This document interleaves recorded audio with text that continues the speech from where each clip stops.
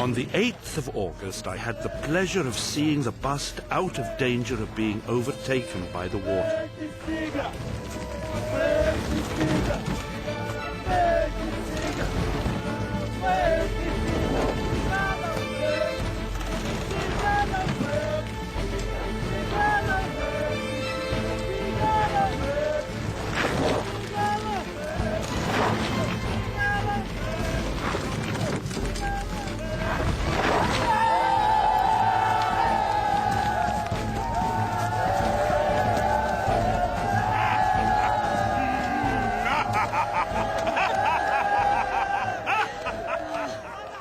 On the 12th, thank God, the young Memnon arrived on the bank of the Nile.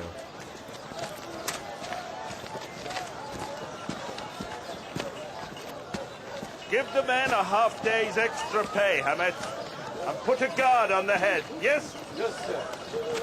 Oh, no.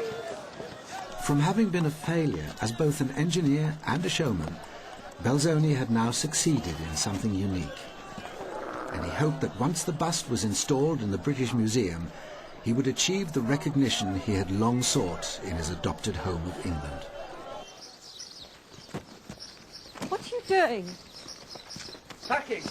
We are leaving. To go where? The river won't be high enough to load the head for at least 2 weeks. I know, but we are not going to load the head. Not yet. And we are not going to Cairo. Then where? South. To Nubia. Nubia? Oh, Giovanni, please!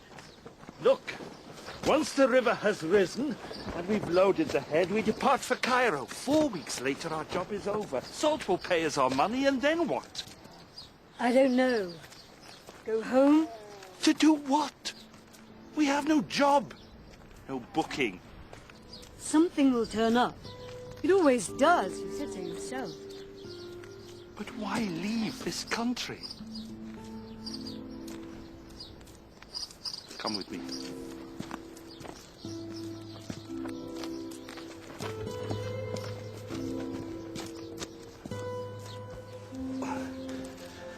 Look at these things.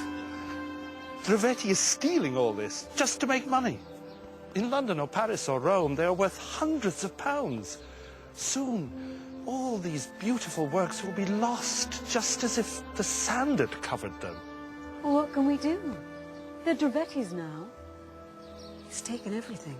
From here? But what about other places?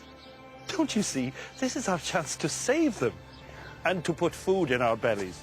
Giovanni, all we know about Nubia is what Burkhardt has told us. Nobody knows what's there. We know enough. Look, it worked for us here. Why not try there? If nothing else, we can claim somewhere as ours for the British Museum. We can do some good. It's too much of a risk. What if Drevetti steals the head? Drevetti can't steal the head. No one can until the floods come and we get a bigger boat. Besides, I placed a guard on it. How can we be sure we'll be back in time?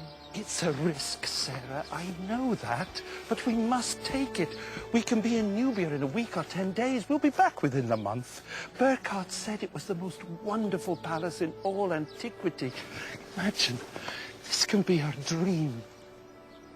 Oh, Giovanni. Your dreams. This time they will come true. I promise.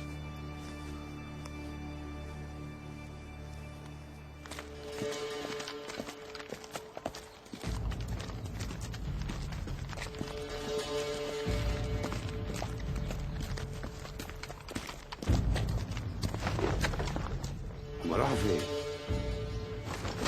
دوروا عليهم.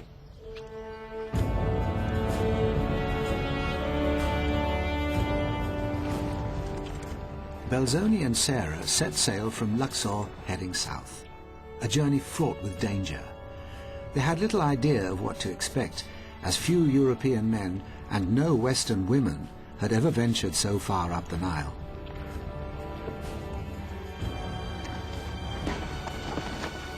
Here, according to Burkhardt, there are many more ruins.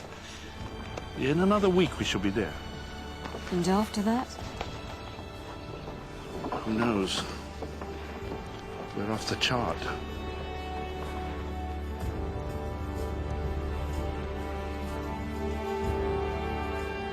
Along the banks of the river, they passed vast abandoned temples, lying buried like sunken galleons in an ocean of sand. On the 19th, we arrived at Esner. The beautiful variety and fine-shaped capitals of the columns, as well as the zodiacal figures on the ceiling, announced that it was one of the principal temples. On the 20th, we arrived at Edfu. The propylaeon is the largest and most perfect of any in Egypt. It is covered on all sides with colossal figures and contains. On the 22nd, we arrived at Ombus. The columns of the portico form one of the richest groups of architecture I have ever seen.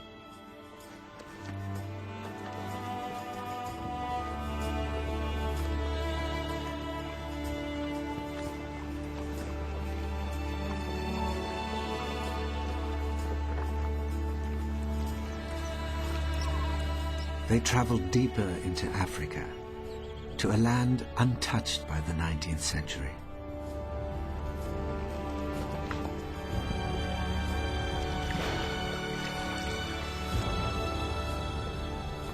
Before they left Egypt for the mysterious and uncharted land of Nubia, there was one stupendous jewel that Belzoni was determined to see.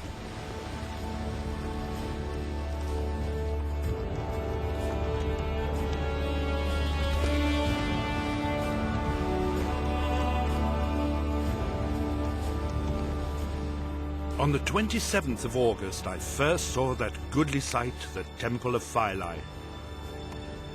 My anxiety to see the ruins was as great